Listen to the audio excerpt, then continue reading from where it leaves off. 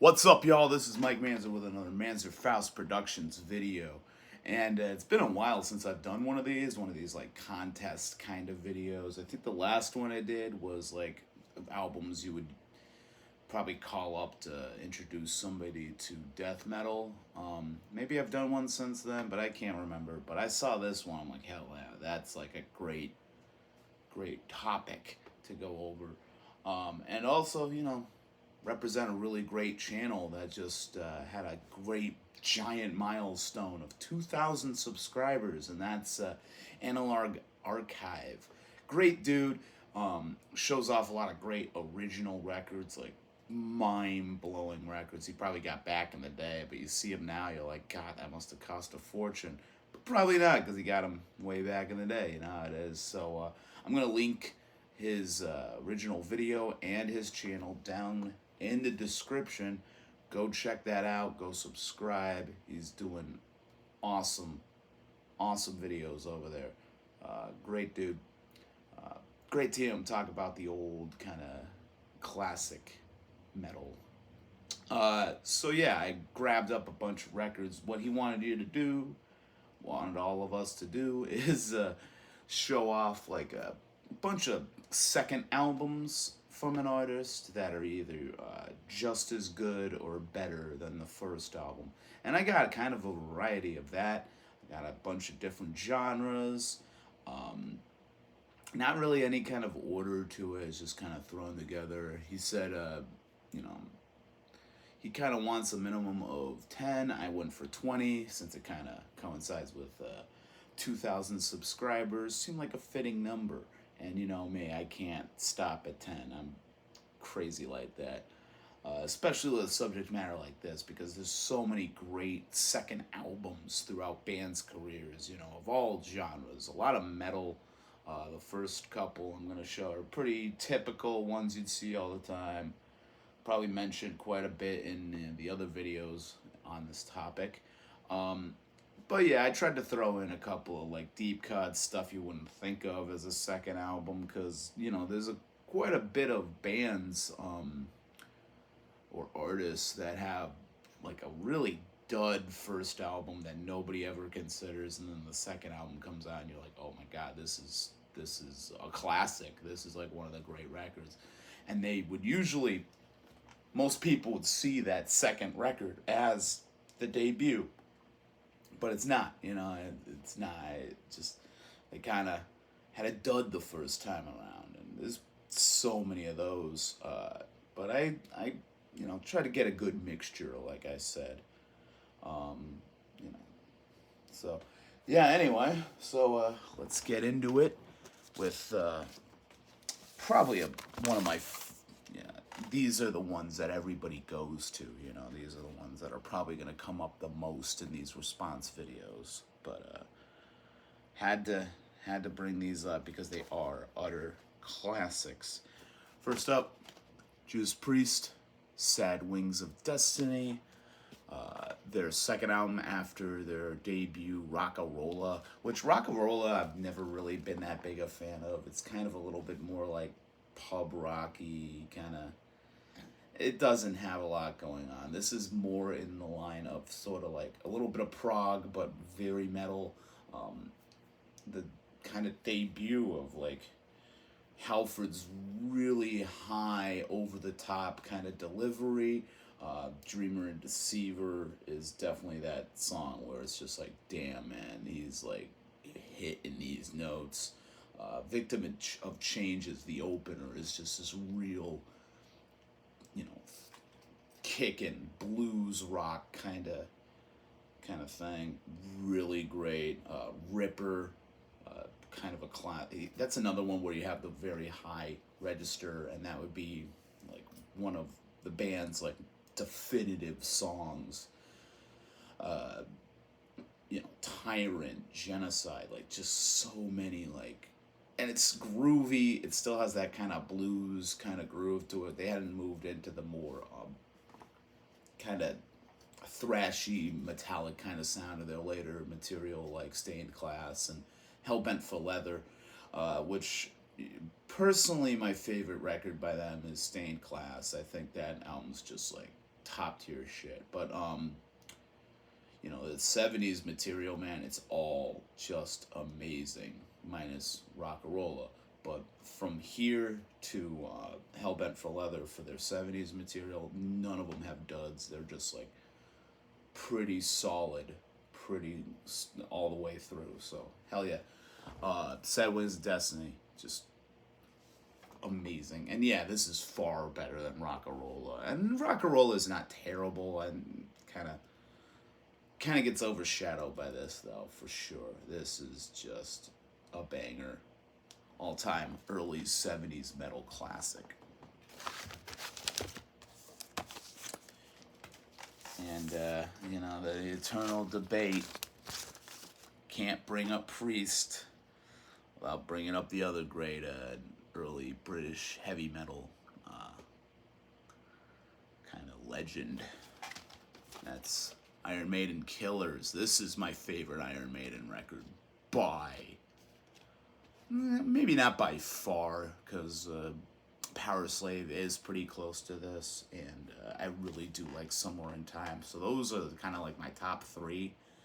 But man, this is such a fucking, pardon the pun, killer record. Just like Wrathchild, Murders in the Rue Morgue, Genghis Khan, Innocent Exile. The title track Killers is amazing. Purgatory, like, dude, this thing is stacked. Definitely like a step up from the first album. The first album's great for like its kind of more proggy kind of elements, stuff like Phantom of the Opera. It's got a few like kind of burner kind of songs like Prowler and fucking Running Free. But really, this is where they start fucking becoming the greatness that they always kind of were known for later on. You know, it's just amazing. Paul Di'Anno really brings forward like a better vocal on here. His delivery is a lot more confident. He's projecting a bit more, and it's, you know, it's a little bit more well honed. You know, on the first album, he's doing a lot of this like over the top kind of screaming and stuff like that. But I feel like he knows a lot more of what he's doing on this record. He's channeled it better. So yeah, like, this is my favorite Iron Maiden record. This is one of the best '80s metal records.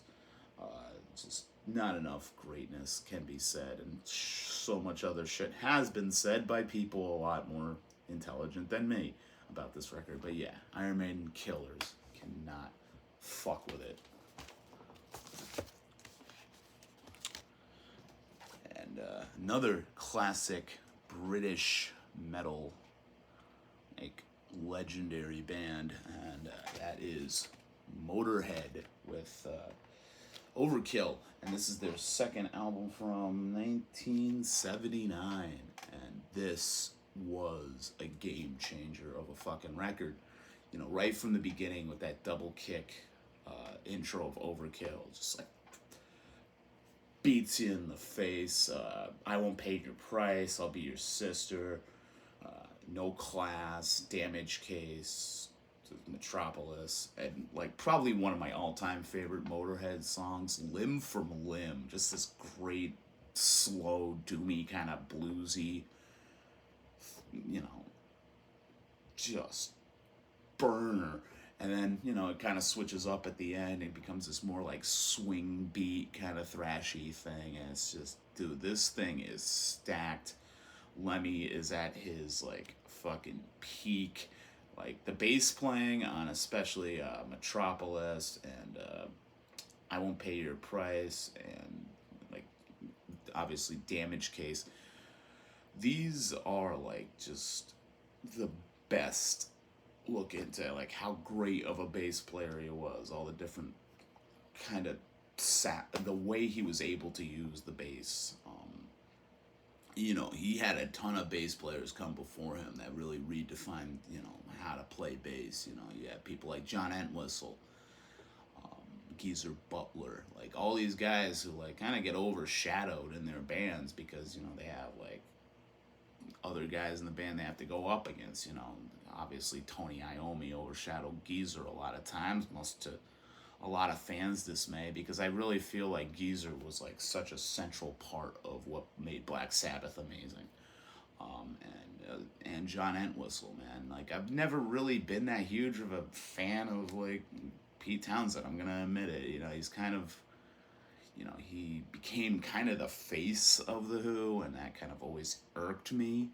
But really, like John Entwistle, the stuff he was coming up with, and even his original songs, like blew everything that fucking uh, Pete was doing out of the water. In my opinion, you know, I know a lot of people have a sentimentality for Pete, and you know, I love Quadrophenia. That's a really important album, and he put a lot of his kind of heart and soul into that album. But Entwistle definitely ruled the Who. And Motorhead, you know, it's kind of a continuation of that tradition, you know, like but instead of him kind of like laying in the background and being off to the side, like Lemmy is full force, like in front. It's his band. When you think of Motorhead, most people think of Lemmy Kilmister. It's really just like he is, like, aside from Snaggletooth, which they have on like most of the album covers, like it really is Lemmy who is the mascot, the image, the voice of Motorhead. And dude, this is their shining achievement. This is the best Motorhead record. So yeah, Overkill.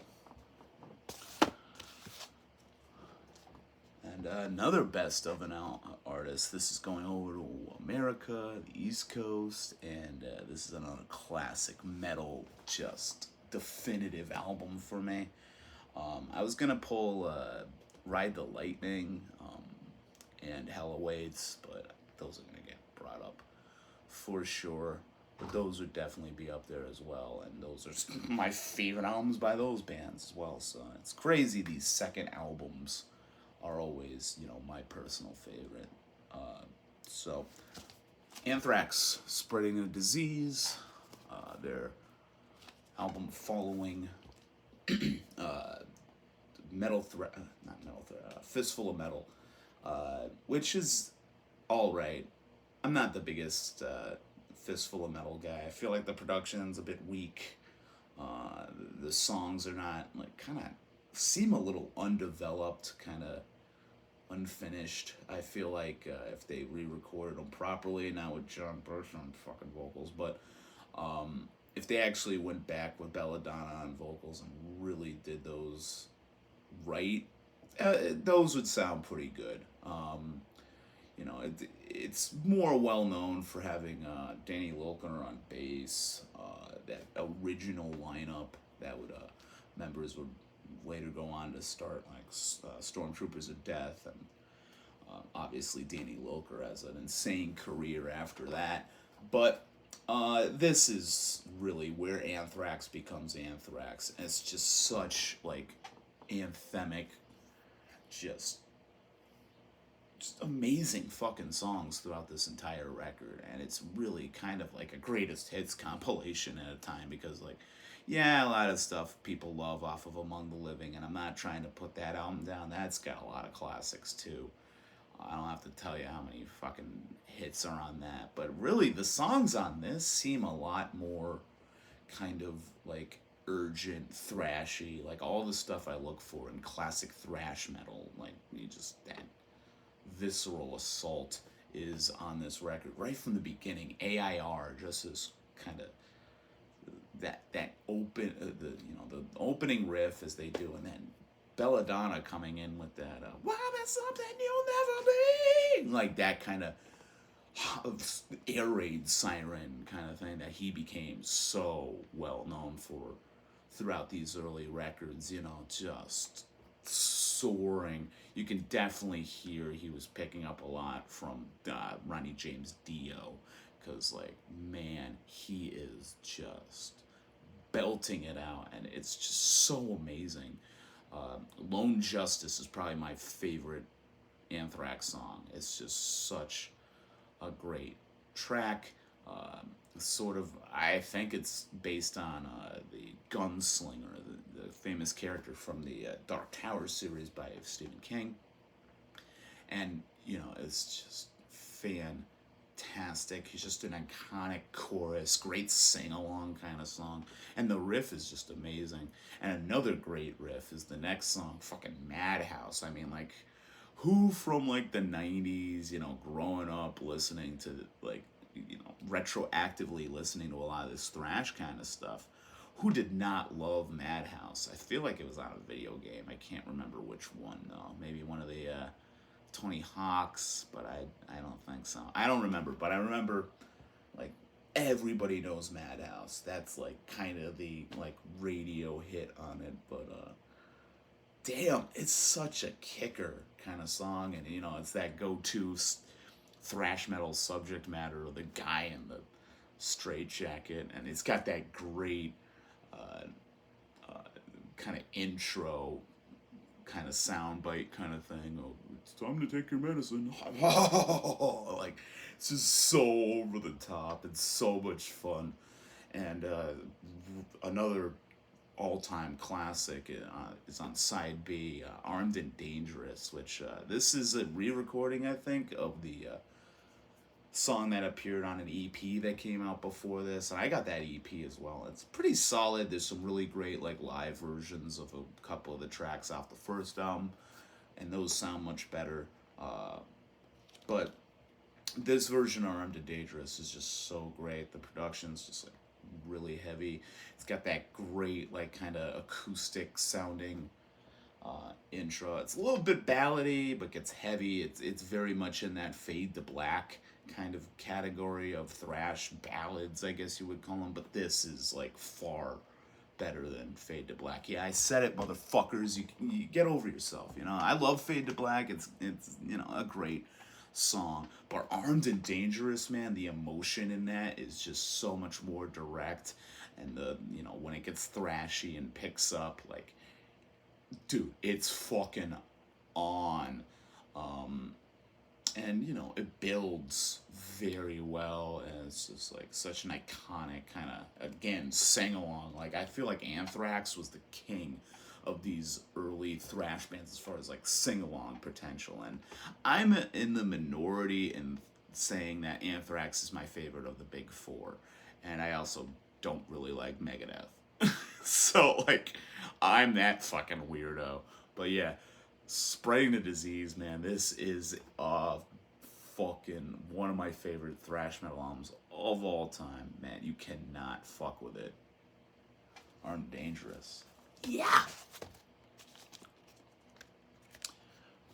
Up next, another one of my favorite fucking, probably my go-to for this band, and a lot of people's go-to for this band, I'm pretty sure. This is the Classic Period. And if you love old school death metal, this is mandatory. Obituary, Cause of Death. And this is Obituary becoming, you know, fulfilling their potential that they had on their first album, Slowly Rerot. I do love Slowly Rerot. I don't really fuck with the vocal kind of thing where he's just, like, making up words and stuff. I mean, it fits for the record, but him going on stage and just having an excuse to go, blah, like, it's dumb. It's kind of dumb. I mean, I love that record. The riffs are amazing. That opening of Slowly Rerot, that evil kind of riff, just damn. But it's that vocal, like, that just kind of ruins it for me. And this, like, ups the ante so much better. Like, the guitar work is better. The production is just solid. The songwriting is amazing. I mean, Chopped in Half, like, you cannot hear that song and just, like, fucking not headbang. You know, it's just such a killer record. The Circle of Tyrants cover by Celtic Frost is just amazing. They do really great work with, like, Celtic Frost, like, kind of material, because pretty much they're taking everything that Celtic Frost did and just kind of distorting it more, I guess, putting a little bit more of that, like, hardcore groove onto it. You'd have more of like a hardcore kind of New York influence on this later on with stuff like Frozen in Time and Complete, that kind of stuff. This is a lot more pure like death metal. Definitely taking a lot from Hellhammer and Celtic Frost. That, you know, classic early extreme metal is very, very big on this. Cause of Death, Memories Remain, Infected. Like, this is a beast of a fucking record. And it's definitely my favorite. Obituary. I really do like some of the later stuff, like Frozen in Time is really an album that kind of changed how I look at death metal. You know, I can do a whole video on that one, but I don't own it yet, so that's coming down the line. But yeah, Obituary, Cause of Death. Damn, so good. Man, again, like, all of my personal favorites from these bands, and I've shown this one off before. I'm not going to go too much into detail because you all know what I'm going to say. This is the grail of grails for this year. Don't Break the Oath, Mercyful Fate. God damn, man.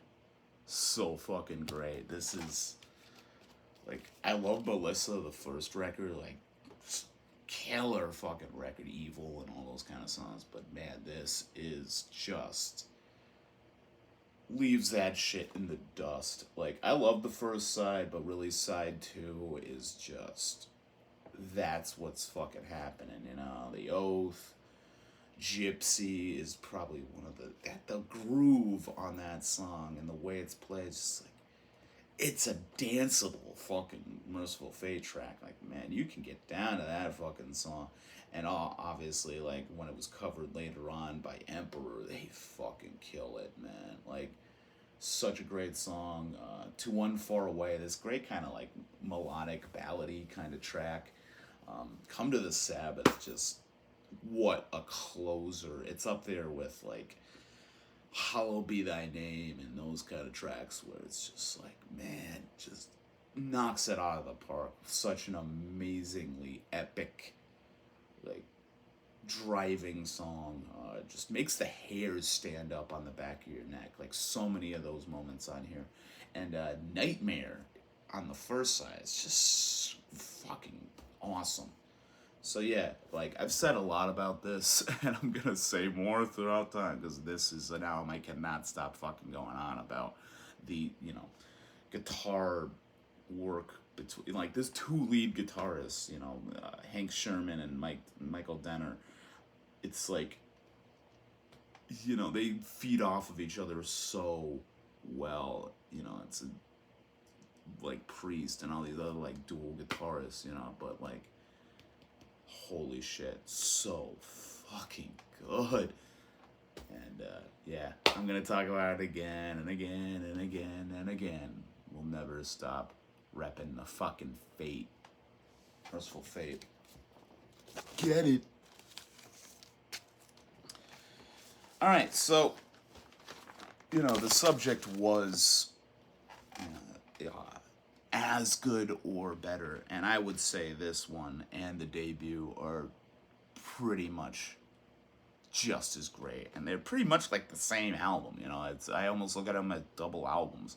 It's almost like a Godfather 2 kind of situation where, you know, you gotta listen to both, as it tells this complete story. And this is a band that was just the most just nihilistic, violent, coming out of a time when a lot of this stuff was just getting really intense. You have stuff like The Cold is Life and Marauder and, like, all these early 90s kind of metallic hardcore bands, you know, stuff that was taking a lot from Sheer Terror and Slapshot, this more, like, intense kind of hardcore that was borrowing from Judge, borrowing from metal and all these other kind of genres. And coming out of Boston in the late 90s, there was a lot of kind of weird shit coming out of Boston, and this band kind of brought it back to fucking earth, you know, had it really be that kind of like classic Boston, just fuck you, antisocial kind of attitude happening. Revenge on Society, you fucks. Blood for Blood, second album. This is the follow-up to Spit My Last Breath. And like I said, these two albums are pretty much like interchangeable. You know, you can stick them together. They fit together so fucking well. This is a little bit more focused on kind of crime and this kind of like antisocial, like outcast kind of mentality. The first album's just a lot of songs about offing yourself, let's be honest. It's a very violent, like, final fuck you, spit my last breath. It's in that title. But like Revenge on Society, this is like, they are just getting that revenge. They're up in your face. Just, you know, this back cover tells you all you fucking need to know, kid. Like, just vicious. And this is like off of Victory, and this is when Victory was at its fucking peak, man. They were cranking out so much great, like, metallic hardcore, really vicious, just punishing shit. Like, I couldn't pull it for this because it's their first LP. I've always considered it their second, but Earth Crisis, Destroy the Machines would definitely, if that was considered a second LP, because, you know, Firestorm and All Out War kind of paired together a lot, but yeah, didn't want to do that. But that would be another classic. Like, when I do my Victory episode, that's gonna come up as well. And Strife. Actually, I forgot to pull Strife. That would have been fitting for this as well. But hey, you got 20 choices. So, yeah, just insanely iconic record for me. Die Laughing, Wasted Youth Crew, the kind of sing-along fuck you, and fuck society too. That kind of like just chaos. You know, you got all the great like kind of samples of like bottles being thrown and these kind of like bar fights happening. Fuck you. This kind of like ranting fucking Boston kind of shit in the background. It's always kind of funny to pick up all that stuff. All fucked up, man. Evil in the Brain is almost like a hip hop kind of song, like the delivery. And, you know, Rob, who did a lot of the songwriting, was the guitarist. He has a very prominent kind of delivery in this band as well. He is the icon of this band. He would later go on and start Ramallah, which I really do like Ramallah. I know a lot of people are really not into it. They're kind of like, oh, it's a nu metal kind of band. But I enjoy it. You know, there's some solid fucking songs in their catalog. Some of them are kind of, you know, like callbacks to a lot of Blood for Blood kind of tropes, but I think it works pretty well. Revenge of Society, that like dun dun dun dun dun dun dun dun dun, like there's so many like fucking pit starters on this, you know, like the tone on the guitar just like cracks you in the fucking mouth. And it makes you violent, you know. It's like when somebody punches you in the face, you want to fight back. You just want to kill the motherfucker. That's what this tone does. That's what the fucking guitar tone does on this record, man. It's vicious. This whole fucking album just like murders.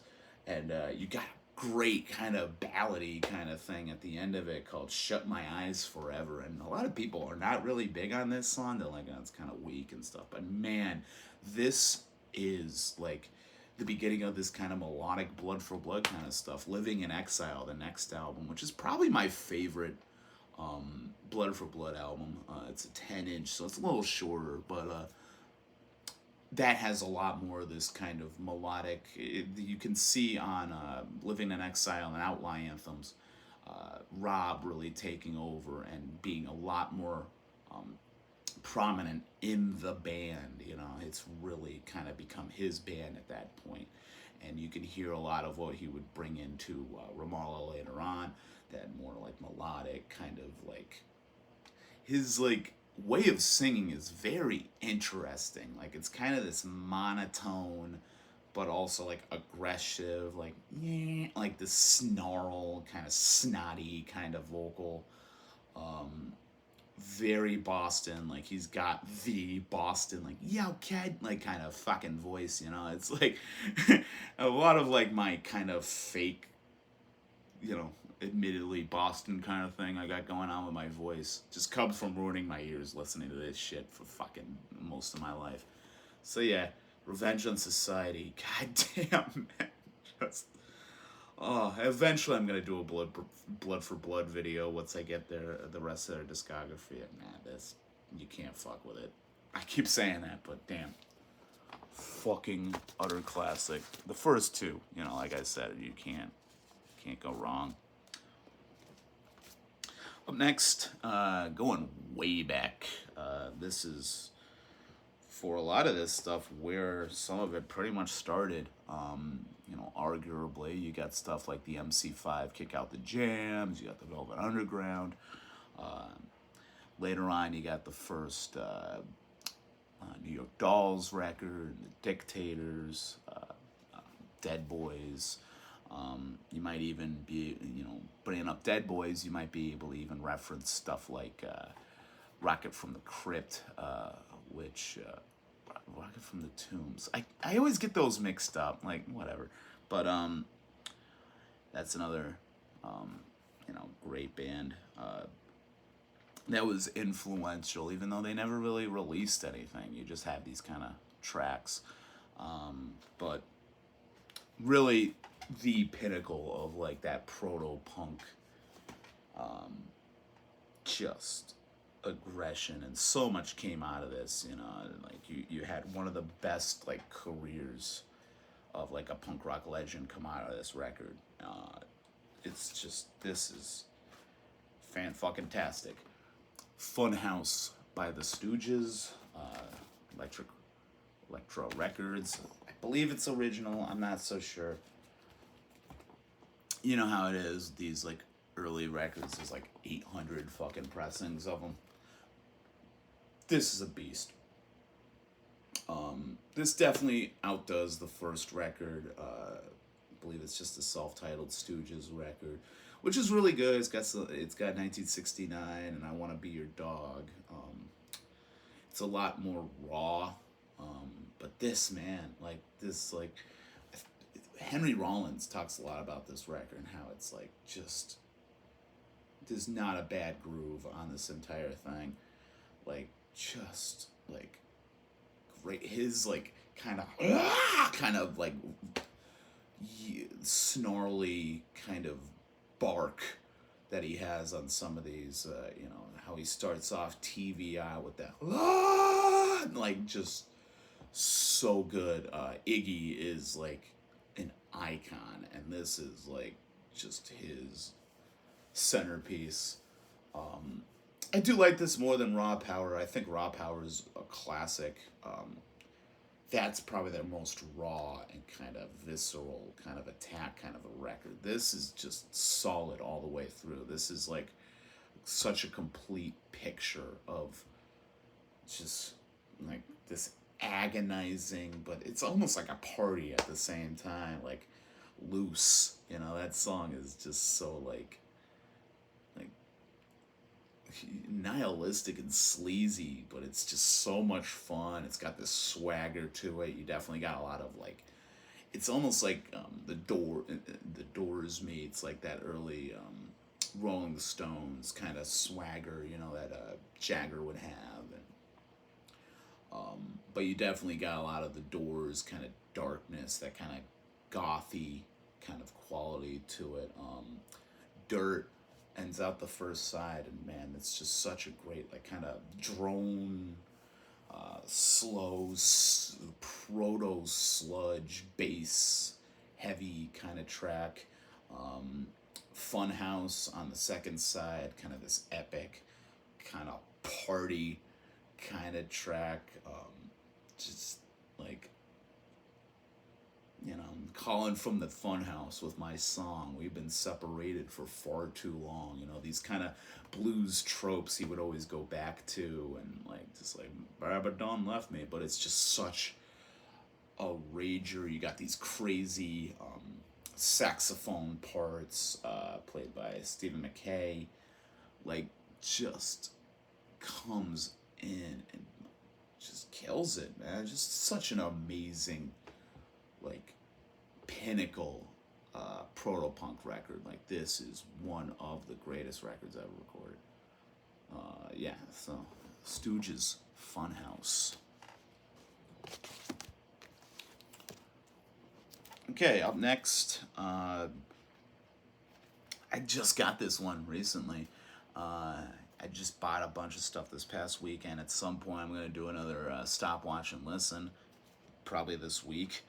But I'll talk about this one now, since it is a second album, and kind of falls in with that Obituary record, and a couple that I got coming up later. Two that I got coming up in a bit. As far as like just classic, formative, old school death metal kind of just, you know, legends. Atheist, Unquestionable Presence. Like I said, it's the second album after A Piece of Time. Nice blue splatter. I love Atheist. This is one of my favorite old school death metal bands. I feel like they did that like tech death thing the best. I'm not really the biggest tech death guy. I kind of fall off on that. You know, really it's like Death and Atheist and that first Cynic record. Gorguts, I guess you could kind of throw into that as well. Those are all great. I really like this because it has that jazzy element. You can definitely feel a bit of like Ornette Coleman and Charles Mingus, like this kind of weird jazz, off kilter. Definitely taking a lot from free jazz and kind of improvisational kind of stuff. Fusion, definitely hear a bit of that like classic Weather Report kind of vibe as far as like the fusion-y kind of stuff.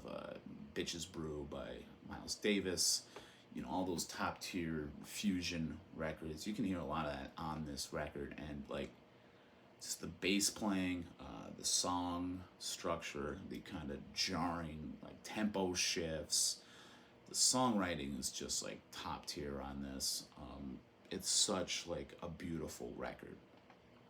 And it really does, you know, as the cover would make you think, does transport you like to this other place, you know, this kind of like vibe of sitting in a field looking up at the stars, just the chaos of the universe just all in front of you, the vastness of it, the kind of something out there kind of thing. I don't really think this is much of like an alien kind of extraterrestrial kind of vibe. It's more just like the other, what's out there, outside kind of vibes. Just so immense. The title track, Unquestionable Presence, Enthralled in Essence,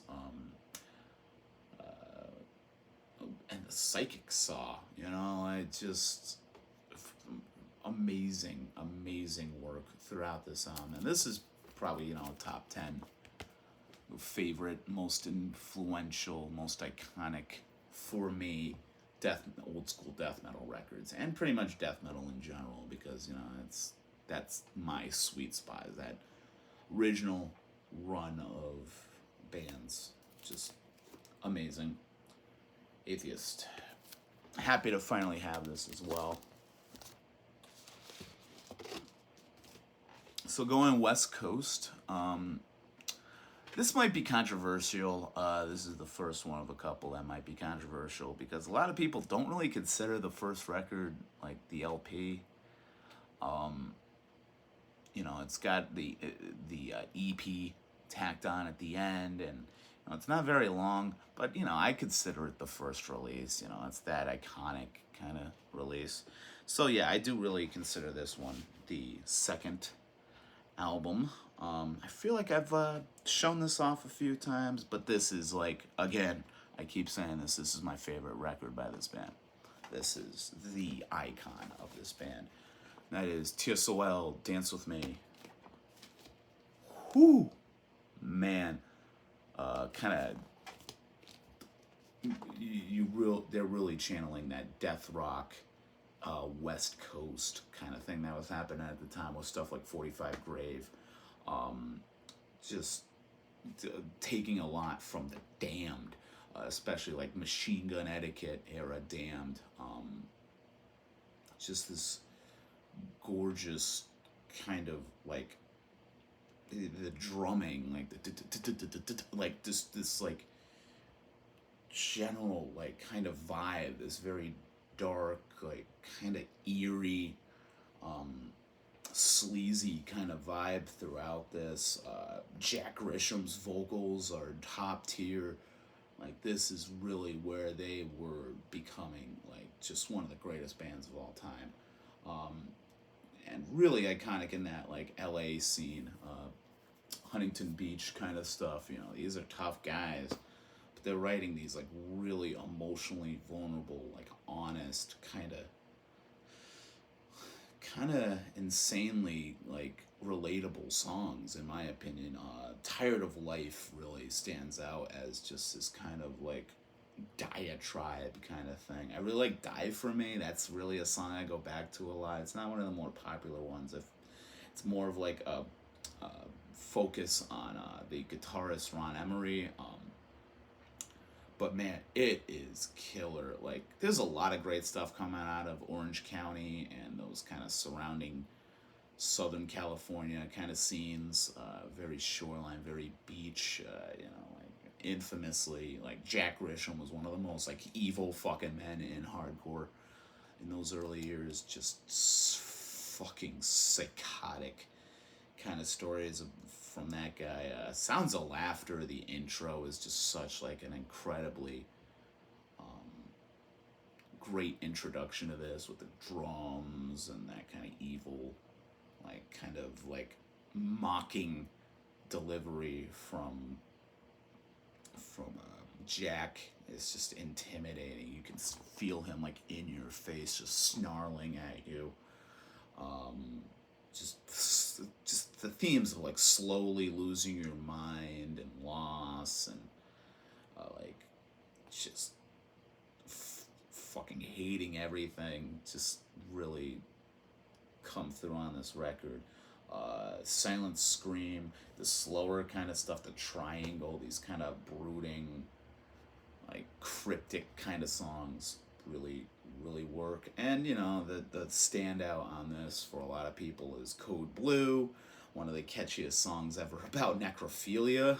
Like, yeah, they were going for some subjects on this shit, man. They were going deep into some depraved shit. But man, it's so fucking chilling, like another record, the hairs just stand up on the back of your neck so much on this. Like, just, there's no defying, and there's no fucking with this record. Like, so good, and probably one of the best of that OC kind of sound, up there with like the Blue Album by the Adolescents and all the other classics. This is hands down one of the best hardcore records ever recorded.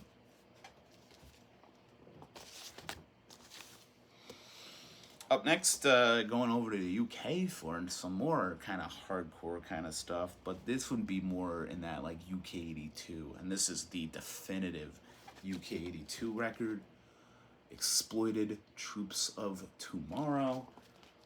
This is packed with fucking iconic tracks. This is the follow-up to Punk's Not Dead. And I do like Punk's Not Dead, but I feel like it's kind of an amateurish, kind of raw. It's the debut. Pretty snotty. This still is snotty, ignorant, just vicious. you know, you got some excellent bass playing on here.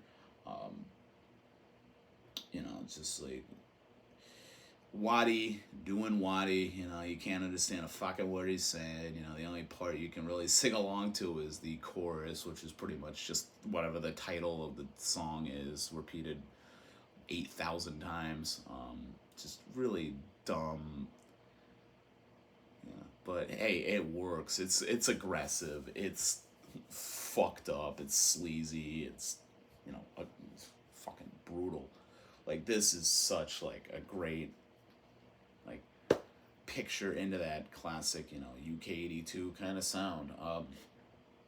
It even has the song UK82, where a lot of people take that name from, and yeah, it's just rips your fucking head off. War, They Won't Stop, Troops of Tomorrow, this long, brooding kind of like march towards extinction kind of track. It kind of falls in there with like Chaos UK's Victimized and those kind of tracks, where it's this like side ending epic, you know, going into war.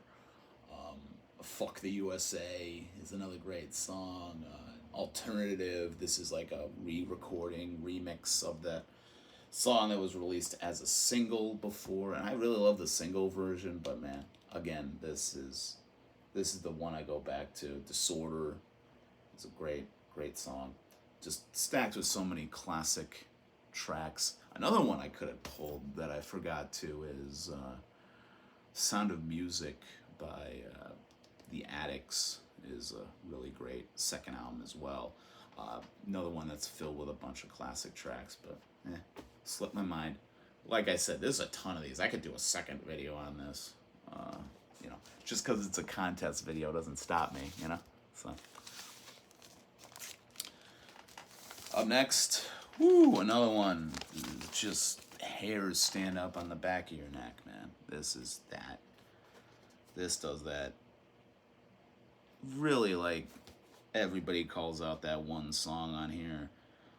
And, man, it is 70s metal just personified. Like, it is one of the greatest songs ever made, metal or otherwise.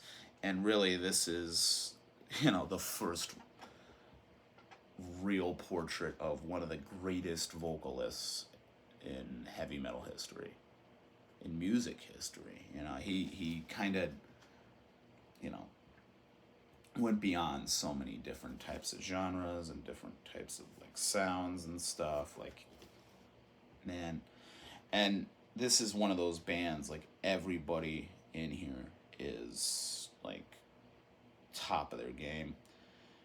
Just so fucking good. Rainbow Rising. And I did do my research. I always thought that Long Live Rock and Roll came before this, but no, this is the second album. I looked it up on multiple sources, so fuck you. Yeah, this is a fucking one of the greatest fucking albums ever recorded.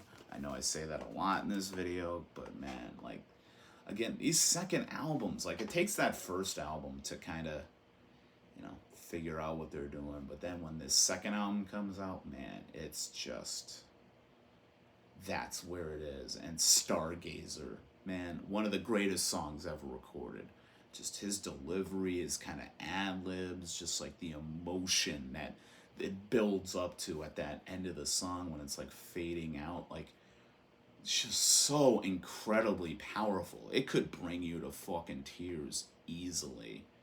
Like, this just you can't deny how great Rainbow Rising is. Oh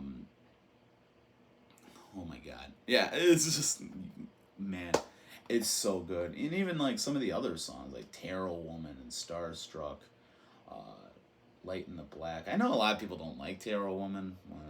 It's great, you know.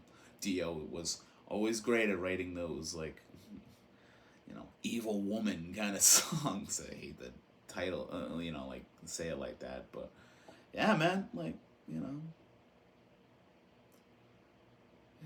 they're out there. they can be, and there's definitely some shitty men out there too. I'm not, pointing the blame at anyone. So, but yeah, Rainbow Rising is just like, this is just one of the greatest albums ever recorded. And it's the Blackmore. This is probably some of the best like guitar playing and like composing he ever did.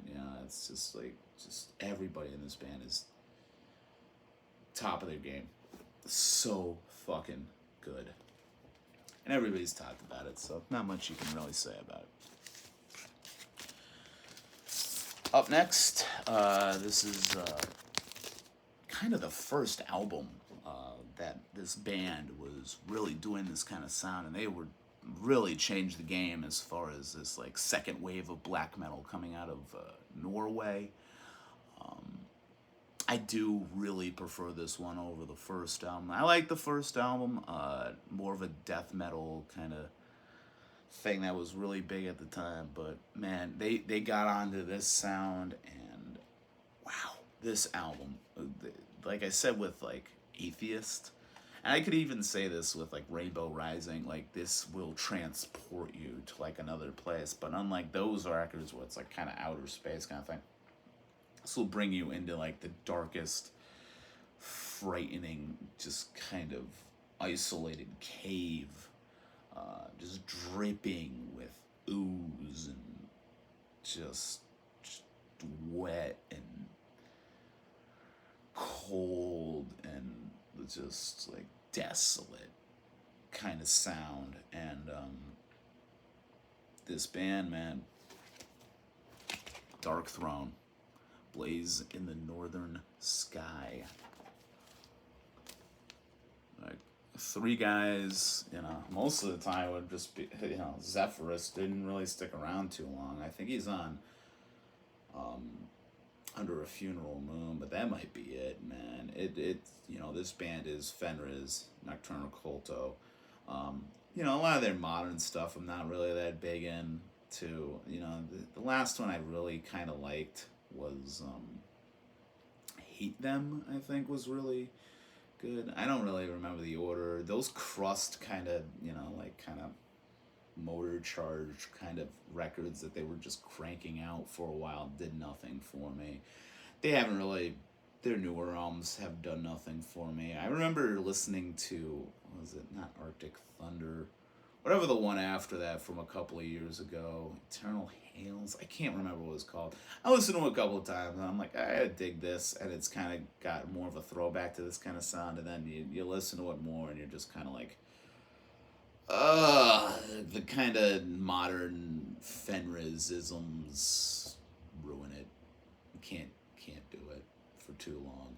And then they had that new album where it's like, pretty much like just some guy walking through the woods wearing like a Panzerfaust back patch, and I'm like, fuck you. Panzerfaust is probably my favorite Darkthrone record. It's really like an iconic piece within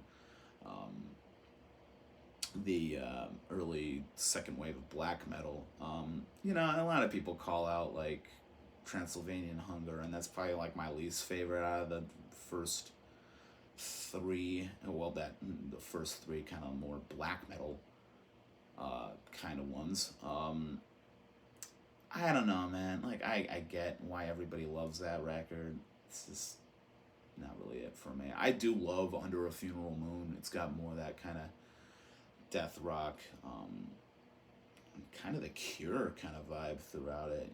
I feel that. And, the Under a Funeral Moon, like, yeah, just, it's got that, classic necro kind of sound. But this is, really great. Catherian Life Code, the like kind of opening 11-minute track, just so epic. That opener, like, kind of reminds me of The Oath off of the Mercyful Fate record I talked about, where it's just this build, this guy kind of croaking, going on about, Obituary in the Northern Sky, and then it kicks in, and it's just insane. The riffs on this are just crazy. This is before like those like early, this is probably around the same time as the self-titled Burzum and Aske.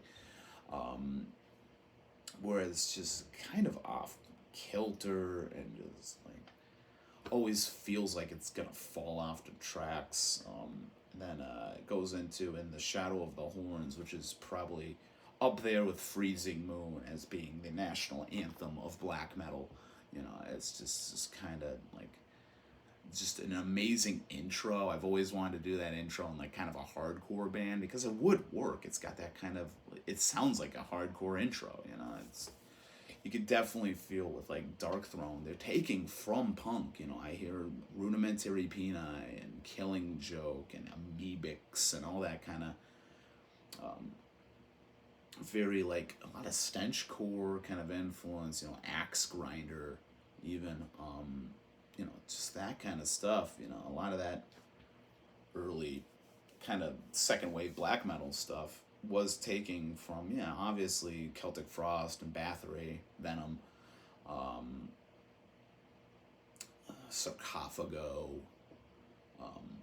you know, that kind of Brazilian stuff coming out. But really, like, there's like so much punk rock in this. And you know, all those bands were listening to a lot of crust and Finnish kind of hardcore stuff. Yeah, this is just such a classic album though, and like just, you know, it's really, I mean, a lot of this stuff was very kind of raw and like just noisy and stuff, and this is, but I feel like this is definitely one of those albums you would pick as like getting somebody into second wave Norwegian black metal. You know, that like first kind of burst of bands coming out of that. This is definitely an album I would always recommend. This and North Nightside Eclipse by Emperor, and the first Immortal record for sure. Like those are these records that really do sum up like what was so great about this early Norwegian scene. So yeah, fucking Blazing Under the Sky. This is gonna be a long fucking video. I can already tell. I'm already at an hour, but I ain't stopping. Ain't stopping me. Yeah. So this is not my favorite by this band, but it is the like kind of start. The first album definitely had more of like a thrashy kind of influence. And you know, as I was talking about with fucking Darkthrone, like it's like they were kind of one of the early definitive bands of that black metal necro kind of sound, and this is that same kind of step forward, but for death metal. Just really kind of pushed the needle forward, and this is a band that was always pushing shit forward, always on top of their game, and like just every album like improved, you know, as far as the musicianship and the songwriting and the kind of subject matter. Just an unstoppable career this band had. Obviously tragically cut short, but they don't have a miss in their entire catalog. Even the first album, which I'm kind of just all right on. I mean, it's amazing. It's got a lot of like iconic tracks, but it's probably towards the bottom of the ranking for this band. For me, I just feel like later on, as they would develop this more kind of prog kind of sound, you know, definitely opening a way for like more tech death kind of stuff. I feel like that is their iconic kind of moment. And like really a lot of people go back and forth. Is that the first death metal record? You know, Seven Churches by Possessed comes up. Really to me, this is when death metal would become death metal. Like this is the defining moment. Death, Leprosy, holy shit, man. Like just banger after banger after banger. This is not my favorite death record. The probably be the next one, Spiritual Healing. I just have more of a connection with the lyrical content and the kind of subject matter of that record. Symbolic and Human are really high up there as well for me. But this is a classic record. Like I said, there are no duds in the Death catalog. Like, every one of them is perfect in its own way. Really, you have entire genres branch off, like entire groups branch off of every single album, and it's just such an immense career, an immense influence on death metal and extreme metal and prog metal and all these different kind of things that would come out afterwards. So this has that like classic, just chunky, early guitar sound. Members on this band, they like switch out members all the time. Chuck was pretty much like front and center the entire time, but a lot of the members that were played on this would go on to do Massacre. Great album. I really love like From Beyond. I know people talk shit on it in the metal community, but I feel it's fucking solid.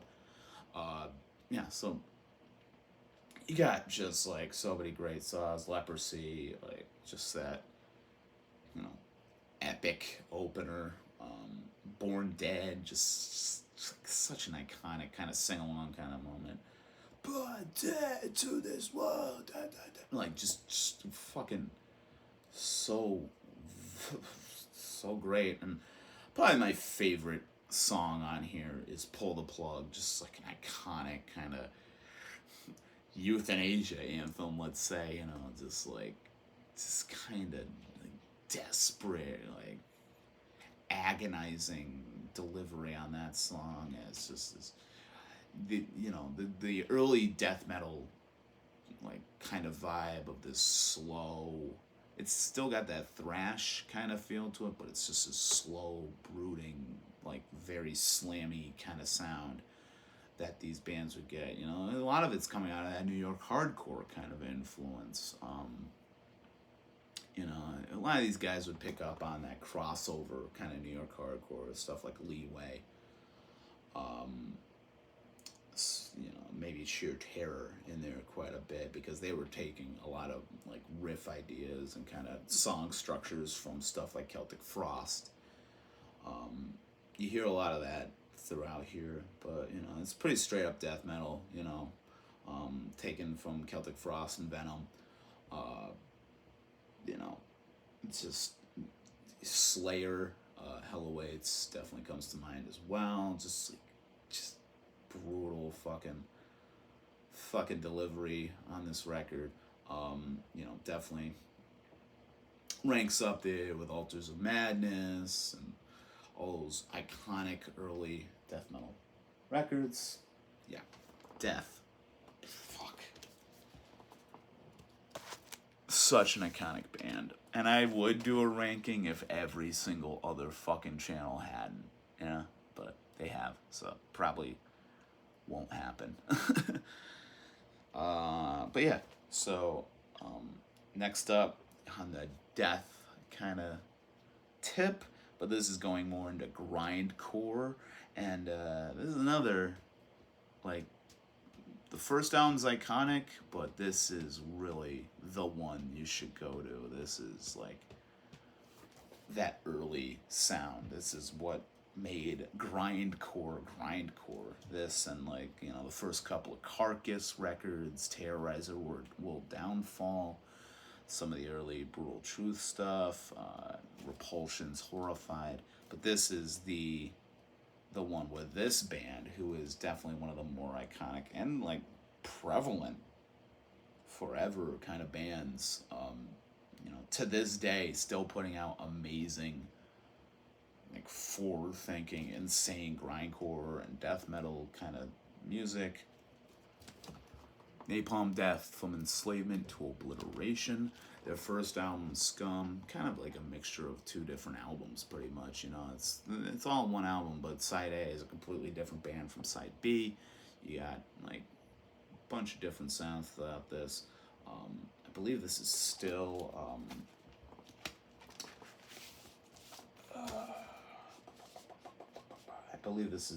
still Lee Dorian vocals. I can't remember. This is before Barney comes in on the next couple of albums, who they got from Benediction. You got Shane from, was he in Unseen Terror? I can't remember. So, like, he had come over on this album and just his guitar playing, like, I think bass playing, just like, just, you can't fuck with it. This is such a great album. It's an MANS world. Lucid Fairy Tale, Unchallenged Hate, bunch of really great stuff. This title track, Social Sterility, Worlds Apart, Mentally Murdered. Great, yeah. You definitely hear that influence from that late 80s, like, kind of UK hardcore that was happening with bands like Heresy and Ripcord. And Napalm Death kind of came out of that, but they also came out of like an anarcho-punk scene. If you listen to those first couple of demos that they had, it sounds more in the lines of like Flux of Pink Indians or the UK Anthrax, Poison Girls, that kind of stuff. But this is like, and you know, Scum is scattered. You know, there's some great ones: Instinct of Survival, The Kill. It's a messy record, though. The production's all over the place. A lot of those songs, I feel like they did a lot better on the Peel sessions. This is really just where that sound, you know, they're grabbing from like free jazz a lot. You know, some of the members of this would play in stuff like Naked City with John Zorn. You can hear that kind of noisy, you know, extreme noise terror, big part of this as well. That kind of like Chaos UK, that kind of noisier UK 82 kind of stuff, Chaotic Discord, Disorder, and then stuff kind of out of Boston, like Deep Wound and Siege, Asocial from Sweden. You got so many different groups that influence this kind of grindcore sound, and all just kind of comes together on this perfectly. And this is like a grindcore classic. My favorite Napalm Death record is probably Utopia Banished. Harmony Corruption's really good too. Though that this whole like early lineup of albums is pretty solid. Scum I like a lot, but you know it's very sloppy, very amateurish. You know, it deserves its place as an early, you know, grindcore kind of influence, but this is the album that you need to go to. This is the early go. So yeah, Napalm Death.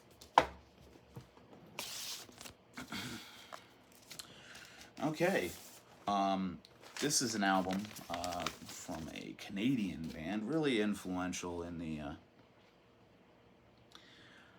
It's kind of weird to talk about this band because the title of this kind of puts a lot of people off, because you feel like you're going to go into it, you're going to get something like Black Flag or Circle Jerks, you know, what would come out of hardcore later on. And this has more in common with stuff like The Clash, and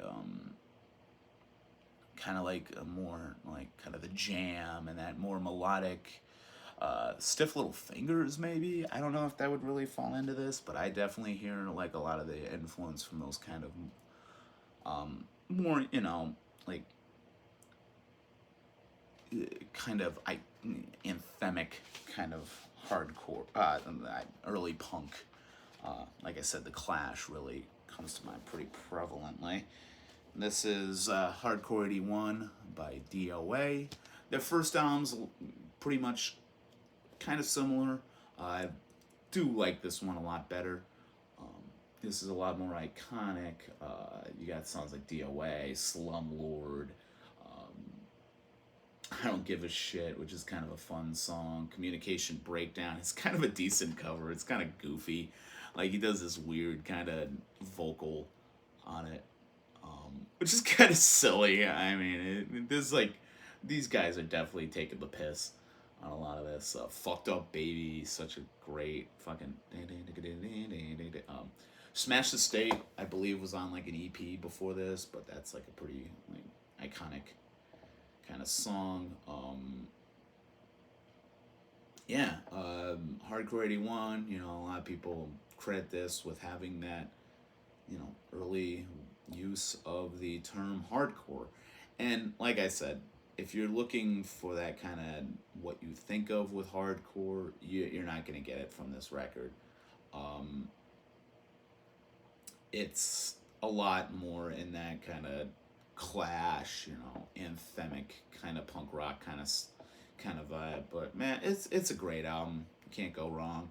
And you know, a lot of people you probably look to those early hardcore bands, and yeah, D.O.A. will always come up. And this was an early one for me, seeing them in 2003 when I was first getting into it and meeting some of the members, and just this is such like a great band, you know, anthemic, and really like one of the top tier Canadian exports. So yeah, D.O.A.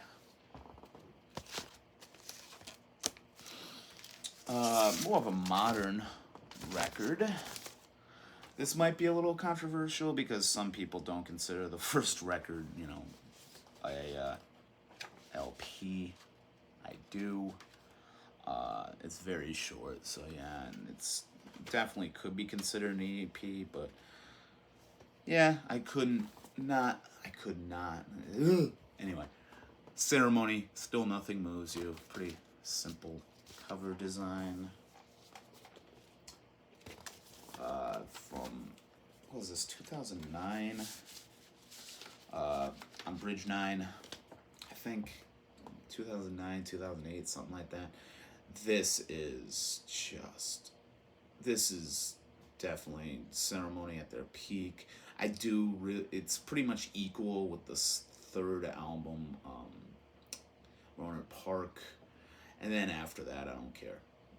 Pretty much falls off. They become kind of this annoying, kind of wiry, rip-off kind of thing on Zoo, which I hate. I hate his vocal delivery. I hate the way the guitars sound. I just hate Zoo. I think it's a fucking boring shit show of an album. And after that, they kind of turn into this New Order kind of thing, which you would think they would have done in the fucking first place, with the name being Ceremony. You know, they're named after that iconic final song by Ian Curtis, probably one of my all-time favorite songs.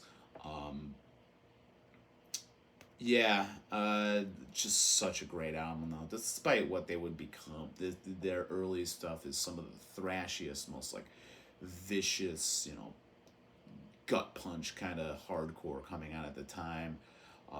Just really changed the game. You know, some people might throw them in with that kind of throwback revival of like power violence kind of stuff, and there is blast beats, there's that kind of guitar playing, but yeah, I wouldn't really put this in that category. But yeah, it's definitely a world of its own. Like the songwriting, Ross definitely had more of a kind of poetic, you know, he had his tough guy lyrics. I mean, one of the most iconic songs is "Pack your fistful of hate and take a swing at the world." But you know, even that has more of that kind of like angst-driven kind of aggression, you know, post-adolescent kind of rage. But you know, the songwriting on this is amazing. Blight on Mental Health is really great. What's that? He God as Forgotten or Undertaken. They always have like these crazy long fucking titles that I always screw up. Vagrant's really good. Just really great throughout this entire record. So yeah.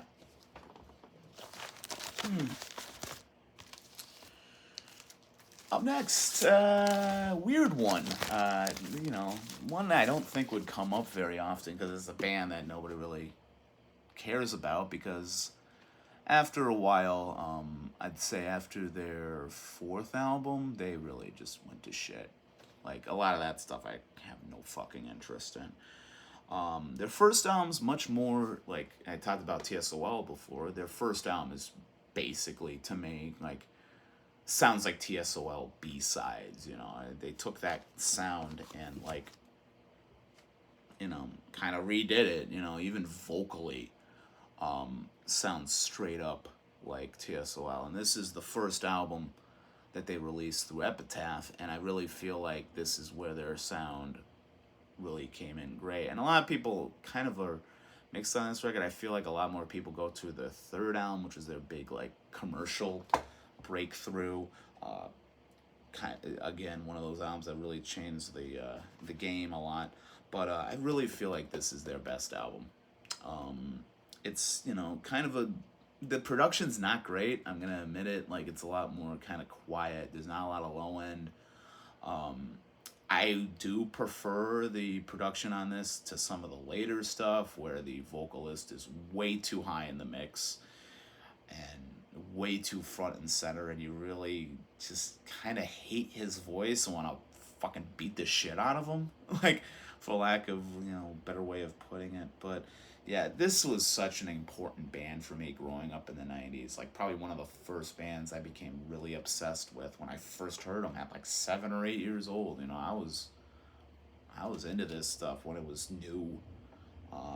This is I believe 92. Yeah. The Offspring, Ignition. And yeah, you know, it's the Offspring. A lot of people think of the more cheesier kind of stuff, but this is a great album, man. You know, from the first track, Session, which is kind of this, like, you know, one night stand kind of anthem, you know, like, just kind of a look at sex addiction, I guess. I don't know. That's always what I got from it. And it's got that iconic kind of intro of, like, fuck, fuck, like that. It's somebody just screaming fuck. Like, they probably took it from, like, a messed up take or something, it sounds like. But Kick Money's Down, Take It Like a Man, probably one of my favorite Offspring songs, Get It Right. This kind of brooding, kind of ballady, kind of classic Dirty Magic is really great. Burn It Up, this kind of pyromaniac kind of anthem. LAPD, which is kind of awkward because it does drop a hard R, and you know, the N slur, which is not good. I don't care. There's a lot of, you know, old hardcore and stuff that will drop it. I feel like, yeah, they probably had like the right intentions behind it, but you hear it, it's really, I don't like touching that. But it's a good song, you know. It's about police brutality. You know, it's cool to hear that coming out of like a punk band. When, you know, most of that stuff you would, yeah, it's always been part of punk. You know, Dead Kennedys and all those kind of bands, Black Flag, Agnostic Front. They'd all have, like, you know, iconic anti-cop songs, but, you know, really, like, it fits pretty well in that early 90s. Not a lot of bands were talking about that. You know, Descendants wouldn't have songs about cops. Maybe, you know, like stuff like Pennywise. But, you know, these bands were more like focused on kind of like inner turmoil kind of subjects. Another one of my favorite Offspring songs, it's kind of like a underrated classic, is Nothing from Something. Like, just such a great kind of like songwriting on it. Like, just, this is a great album, man. It really kind of surpasses a lot of their other stuff. I do like Smash, but there are some duds, man. There's a lot on that album that's just kind of like, eh. Like, I'm not really a big Killboy Powerhead fan. I know it's a cover, but I don't know. So Alone's kind of a goofy, unfinished feeling kind of song. But, you know, there's iconic songs on that. You know, everybody knows Bad Habit and Gotta Get Away, Come Out and Play. I kind of hate self-esteem, to be honest. Like, I used to like that song when I was like an edgy teenager, and now it's just kind of fucking cringy bullshit.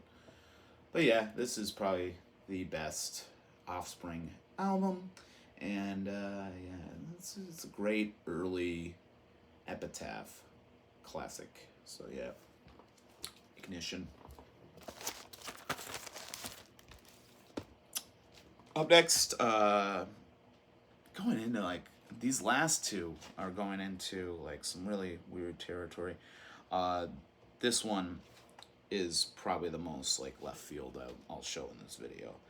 That's Galaxie 500 on Fire. I believe they're from Amherst, Massachusetts.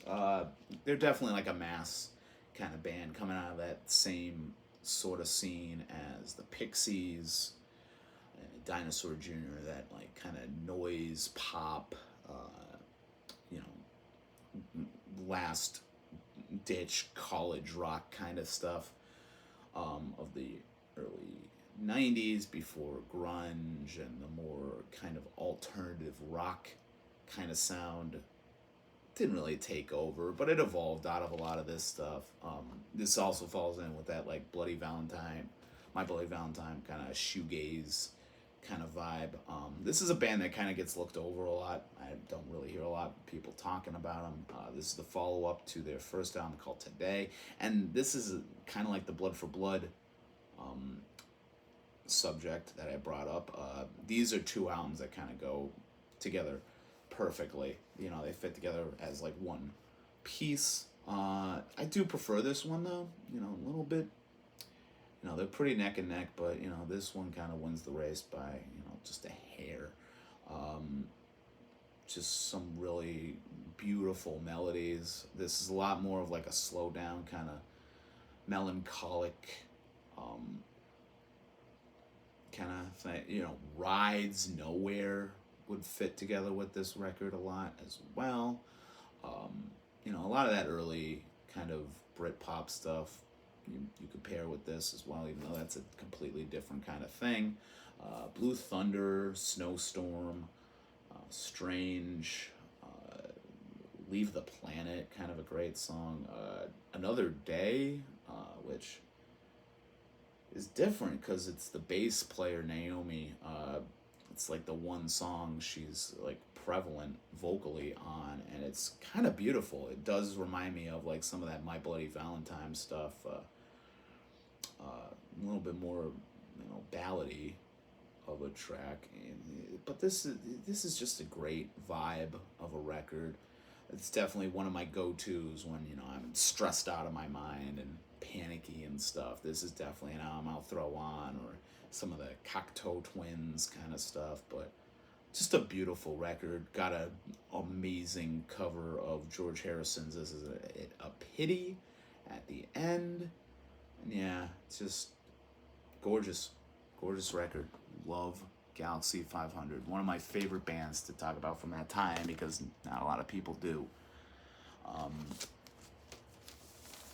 And last, we got a record that nobody realizes is a second record, because nobody really cares about the first one. And to be honest, the first one sucks. Don't care. And then when you put it up against this, it doesn't stand a fucking chance. This is one of them. Going with the Stooges and that conversation. This is another one. It's like proto-punk masterpiece. And really takes what he was doing with his band formerly and, takes in some more like kind of quirky, show-tuney kind of stuff. And, the stuff he was performing before joining the Velvet Underground and releasing 3 or 4 iconic records. This he's pulling more from his kind of like early Pickwick material when he was kind of like a musician for hire on that label. But just some anthems on this. This is Transformer by Lou Reed. Such an iconic cover. That kind of like proto-goth, the eyeshadow, the very flamboyant kind of appearance. Just that back cover is amazing. And this has so many, you know, standards. Vicious, Perfect Day, Walk on the Wild Side, Satellite of Love, Wagon Wheel, New York Telephone Conversation, I'm So Free. Just like, just so gorgeous, you know, it's very, the production is amazing. Was this David Bowie? Yeah, so production by David Bowie and Mark Ronson. So, you know, it's that David Bowie was doing some great production. He did Raw Power, the you know, the version everybody's pretty much familiar with. You know, and there is that debate between what people prefer on that record, whether they like the Iggy production or the David Bowie production. I like, you know, David Bowie production is what I'm most familiar with. They're both really good. Kind of not too different, you know, pretty similar. Lust for Life, David Bowie has like a big part in that, and that's a fucking amazing record as well. I believe he did The Idiot as well. So you got that, you know, iconic kind of, you know, his, you know, fingerprints all over this thing. And it's just some great songwriting, like, you know, ballady, but like, you know, just honest and, you know, really continuing that kind of sleazy New York kind of feel, like Greenwich Village, like sleaze that you would get from stuff like, you know, his other albums with Velvet Underground. Just kind of pulling it more mainstream, I guess, for lack of a better term. I mean, Walk on the Wild Side is, you know, such an iconic track. Not really a lot I could say about that because, you know, I'm not really representative of that kind of lifestyle. But, you know, it's important, you know, it's incredibly important record. So yeah, Lou Reed, Transformer. And it's gonna end there. Holy shit. And I have so many I forgot to pull. Like I mentioned Strife, the second Dead Kennedys record, Plastic Surgery Disasters would definitely fall into this. My War by Black Flag, probably my favorite hardcore record of all time. That's technically the second album because it's after Damaged. Fuck, man. I Don't Want to Grow Up by The Descendants. Death and Insanity. Scorpions' second album, In Trance, is probably my favorite Scorpions record. I only have it on tape, though, and I wanted to keep this to vinyl. That was definitely one I considered pulling, though, because that's just such a great album that kind of gets overshadowed. P-Cells, Who's Buying, I'd throw in there. That'd be equal with Killing Is My Business. And then after that, really, I only like Rust in Peace, and then I'm pretty much done with Megadeth. Ride the Lightning, obviously Hell Awaits, Black Metal by Venom. I feel like a lot of people are showing that off. The Return by Bathory, Eternal Devastation. Jesus Christ. Candlemass Nightfall, just like probably my favorite Candlemass record. Such a beautiful, like devastating kind of record. Yeah, you know, there's a lot I could bring up in this video. It's such like an immense topic. And I really love how Analog Archive was, you know, put this out as like kind of a contest entry. It's like, I love these kind of videos where you can take a topic and just kind of go off on it. You know, you can kind of dive into all these different kind of things. And hopefully this inspires everybody else out there to make their own response to it. You know, go back and watch his original video. He brings up some stuff I brought up in this like honorable mentions period. And he does a good job, you know, defending those as well. There's no end to these great like second albums. I would love to do a video also on amazing debuts where it just out of the gate just blows the fucking lid off. I could have also, I believe, White Light, White Heat is the second Velvet Underground record, and that's just, whew, so fucking good. So yeah, I could pull a lot for this. So I want to see your videos. I'm excited to see what you all pull. If you got different opinions on these, go to Analog Archive, and if you don't have a channel, you can't make a video, go into the comments and make your list. Talk about these records. Go down into these comments and talk about, do you have a reaction to the records that I talked about? Do you have some stuff that I might have missed? What do you love out of the honorable mentions that I brought up? Let's get this conversation going, and I can't wait to see what y'all recommend in your videos. Like and subscribe. If you want to follow me on social media, I am the Hordes of Manzerfaust on Instagram, and that'll about do it. So thank you for sticking with me this entire video, if you have. And as I always say, I love doing this stuff. I love the reaction, the positivity coming off of y'all, and I love our conversations. So yeah, I am Mike Manzer with another Manzerfaust Productions video, and stay fucking metal.